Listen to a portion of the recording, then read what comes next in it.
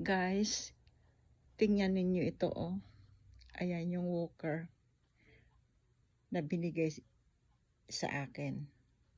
Nung nasa hospital ako, after ng surgery ko, binigyan ako ng ganyan. Hindi ko alam kung paano ko gagamitin. Tapos ang itrinay ko, Diyos ko, sobrang iyak ko talaga. Parang mapuputol yung paghinga ko sa sakit na naramdaman ko. Kasi pinatayo nila ako. At nang mag-out na ako sa hospital, ayan, binigyan nila ako ng Arinola para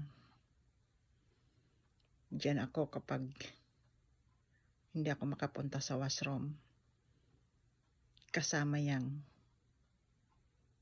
wheelchair na yan oh. Kinuha na muna nila sa Red Cross bago pa ako lumabas. At yang isa guys, ayan oh, bagong deliver yan. At yung isa naman guys, ayan, yan yung wheelchair na ano, kung lalabas ako at itutulak yan, mataas yan.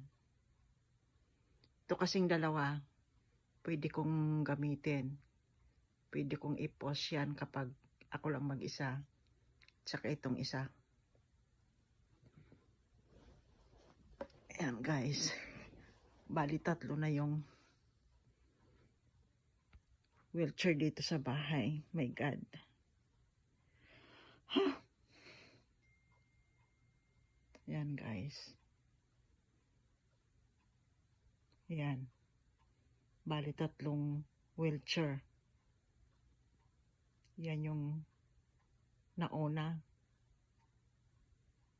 At yan yung pangalawa. At ito yung pangatlo. Pinapasauli ko na nga guys. Kasi medyo nakakatayo naman ako. Nakakatayo ako pero hindi ko pa maitapak guys. Yan guys, bye bye. Pinakita ko lang sa iyo itong mga wheelchair na to. Bye guys. Bye bye.